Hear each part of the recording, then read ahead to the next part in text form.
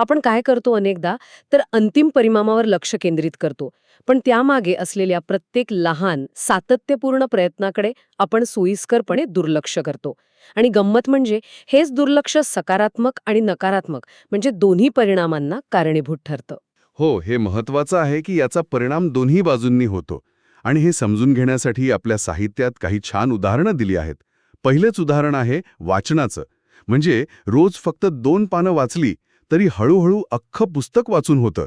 ज्ञानाचं तळं नकळत साठत जातंय, नाही का? अगदी. याउलट समजा रोज तासभर रील्स बघितल्याने काय होतं?